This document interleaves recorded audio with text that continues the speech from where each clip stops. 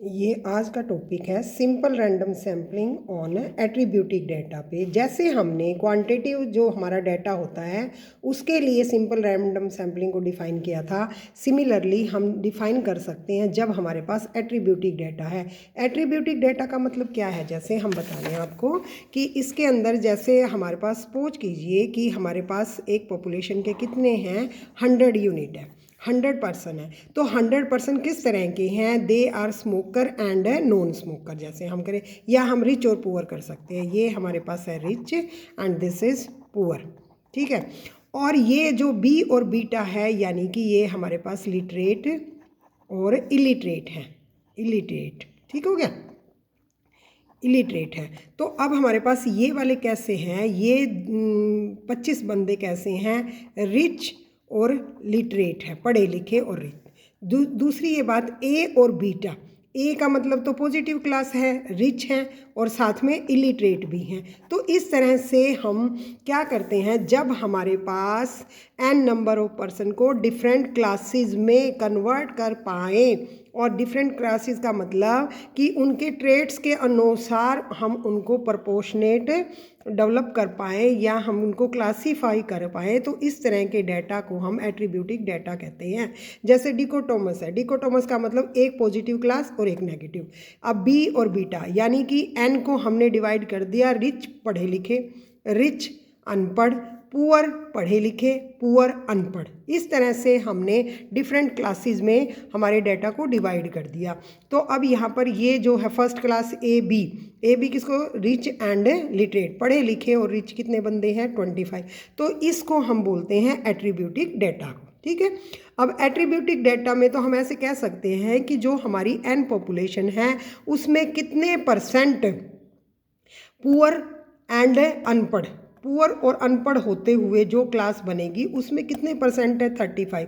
35 कितने का है 100 का, इसका मतलब 35% ऐसे हैं जो कि हमारे पुअर भी हैं और इलिटरेट भी हैं, है ना। और ये रिच भी हैं, लिटरेट भी हैं, पढ़े लिखे भी हैं और रिच भी हैं। तो ये कितने परसेंट है, ये 25%। ये परसेंटेज का मतलब इस तरह के जब डाटा होता है तो हमें प्रपोर्शन गिवन होता है, यानी कि हमारे पास ए कैसे हैं, ए हमारे पास रिच है, कितने हैं 50%, ठीक है। 100 का ए इज़ 50 और टोटल हमारे पास कितने हैं 100। तो यानी कि 50% हमारे पास कैसे हैं, 50% जो बंदे हैं दे आर प्रपोर्शन है, ये समझो किसका, पॉपुलेशन का। तो अब आपको ये क्लियर हो जाना चाहिए कि simple random sampling can be apply on attributive data पे भी हम। तो जिस तरह से ऑनेस्टी है, ब्यूटी है, इंटेलिजेंस है और बहुत सारे करैक्टरिस्टिक्स हैं जिनको हम केवल डिफरेंट क्लासेस में ही पॉपुलेशन को डिवाइड कर सकते हैं। तो अब हम सिंपलेस्ट क्या लेंगे, सबसे पहले हम समझाने के लिए केवल हम अपनी पूरी पॉपुलेशन को केवल 2 ही क्लासेस में डिफाइन करते हैं, एक तो पॉजिटिव और एक नेगेटिव। डैश वाली हमेशा नेगेटिव है और पहली वाली पॉजिटिव है, इसको हम डिकोटोमी बोलते हैं। डिकोटोमी का मतलब केवल हम 2 में ही बांटना। हम हमारी जो क्लास है उनको 3, 4 में भी बांट सकते हैं। जैसे हमने पढ़ाई की है तो हमने एग्ज़ाम दिए हैं तो हम पढ़ के क्या है पास हो जाएंगे, फेल हो जाएंगे और री आ जाएगी, तो 3 में भी बांट सकते हैं। नहीं, हमने सक्सेस फेलियर ऐसे 2 में ही हमारी सारी क्लासेस को बांटा है। तो अब हम जब इस तरह की बात कर रहे हैं, जब हमारे पास एट्रीब्यूटिव डाटा होता है तो हमारे पास केवल प्रपोर्शन में ही हम क्लासेस को डिफाइन करते हैं, यानी कि डिफेक्टिव आइटम इन लार्ज कंसाइनेंट जैसे है लिटरेट, इरिटेट, ये तो सब एग्जाम्पल दे रखा है। तो अब हम इसमें नोटेशन कैसे यूज़ करेंगे, अभी जैसे हमने बताया था कि यहाँ पर मैंने देखो एन को डिवाइड किया है इसमें और फर्दर ये भी और डिवाइड होगी, लेकिन ये सारी की सारी क्लास अगर हम टोटल करते हैं तो ये क्या बनते हैं 100 बनेंगे। यानी कि 100 को हमने डिफरेंट क्लासेस में कन्वर्ट किया, पहले 2 क्लासेस में, यानी कि हमारे पास एन किससे बना, ए और ए डैश भी कह सकते हो, ये अल्फ़ा भी कह सकते हैं। ये पॉजिटिव क्लास है, ये नेगेटिव क्लास है, तो यानी कि ए और ए अल्फ़ा, एक पॉजिटिव और एक नेगेटिव, ये हमारे पास है। फर्दर और हम ऐसे क्या कर सकते हैं, डिवाइड कर सकते हैं। तो यहाँ से हमने जस्ट सिंपलेस्ट फॉर्म लिया है, ए और ए डैश बिकम एन। तो यानी कि प्रपोर्शन हमारे पास कैसे हो जाएगा एट्रीब्यूट का, ए बाय एन। ए बाय एन का मतलब अभी मैंने ऐसे बताया था 50% हैं जैसे ये वाले, तो ए बाय एन या प्रपोर्शन, पहला प्रपोर्शन है, हो गया। इसको हम कहेंगे पी फॉर सक्सेस, ठीक है। अब हमारे पास क्या है, नेक्स्ट हमारे पास जो आई हुई है नेक्स्ट के अंदर भी हम नेगेटिव क्लास, अब हमारे पास क्यू का मतलब है प्रोपोर्शन, इसका मतलब वो करेक्टरिस्टिक्स उसमें नहीं है तो हम उसको यानी कि फेल्योर की प्रोबेबिलिटी हमारे पास क्या होगी, यहाँ पर हमारे पास नेगेटिव क्लास और बाय में एन, यहाँ नेगेटिव हमारे पास भी क्या है पुअर है, तो पुअर कितने हैं 50% बाय दिस, यानी ये भी प्रोबेबिलिटी है। तो यहाँ पर हमने पी और ये क्यू ये क्या है इन टर्म्स ऑफ प्रोबेबिलिटी बता दिया प्रोपोर्शन को, ठीक हो गया। उसके बाद नेक्स्ट हमारे पास क्या आता है, नेक्स्ट हम इसी तरह से, वो तो हमारे पास पी और क्यू जो थे वो पॉपुलेशन के प्रोपोर्शन थे। सिमिलरली अगर हम simple random sampling without replacement population में से एक छोटा साइज ले लेते हैं तो वो हमारे पास स्मॉल लेटर में आ जाते हैं पी हमारे पास क्या है स्मॉल ए एन है ना, स्मॉल ए बाय एन। तो ये जो है ये प्रोपोर्शन ऑफ सैम्पल यूनिट हम कहेंगे, तो पोसेसिंग the एट्रीब्यूटिक A bye N.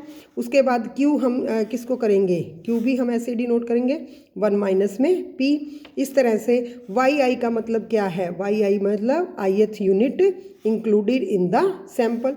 Y one का मतलब क्या है, वाई आई का 1 का मतलब है यस उसमें पॉजिटिव क्लास में बिलोंग करती है, 0 का मतलब वो नेगेटिव क्लास में। जैसे ith यूनिट कोई करेक्टरिस्टिक्स ले रही है तो उसकी 1 आएगी, और ये अब समीशन ऑफ वाई आई जे हमारे पास क्या हो जाएगा ए हो जाएगा, है ना। पॉपुलेशन प्रोसेसेस, अब जैसे यहाँ पर है इसको मैं क्या कहूँगी Y I is equal to 1 to 50, यानी कि ये पॉजिटिव ये ले रहे हैं और ये हम इसको 0 नाम दे देंगे। ये हमारे पास पॉजिटिव क्लास है, ए डैश अगर मैं इसको दे रही हूँ तो ये नेगेटिव क्लास है, तो ये हमारे पास आई फ्रॉम 1 to कितने हो जाएंगे 50 हो जाएंगे। तो ऐसे इसने दिखाया हुआ है, ऐसे ही सैंपल के लिए हमारे पास ये हो जाएंगे। तो y I A capital A के बराबर हो गया, पॉजिटिव क्लास ये भी पॉजिटिव। अब हम इसको मीन अगर लेते हैं तो मीन हमारे पास क्या है ए बाय एन, है ना, ए बाय एन द मीन। यहाँ पर से हम लेंगे एवरेज रिच कितने हैं ए बाय एन, है ना, यानी कि प्रोबेबिलिटी ऑफ दैट, तो देखो ये हो गया। सिमिलरली अगर मैं यहाँ पर सैंपल की लेती हूँ तो स्मॉल आ जाएगा। इसी तरह से अब एक चीज़ आप यूज़ करें, जो हमने 5th थ्योरम निकाल ली है उसी में हम चेंज करेंगे।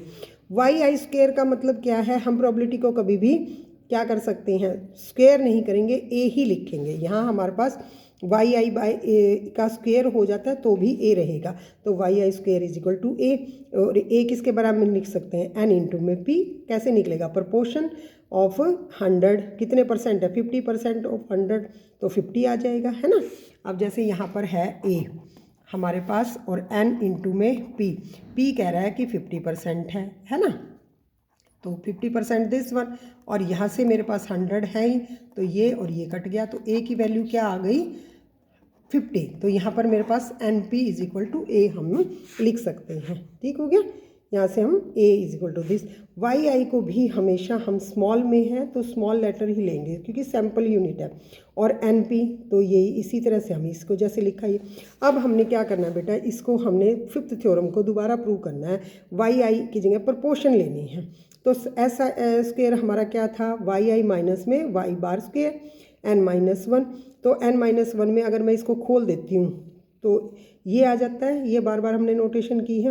वाई आई स्क्वायर की वैल्यू क्या है NP, यहाँ से NP लिखो, और n और वाई एन बार स्क्वायर, यहाँ पर हमारे पास क्या NP था ही है ना, देखो P square, Y bar square का क्या मतलब हो गया वाई बार स्क्वायर, ये स्क्वायर तो पी स्क्वायर, तो यहाँ से हमने पी स्क्वायर ले लिया, इनमें से n कॉमन निकाल लिया और ये पी क्यू।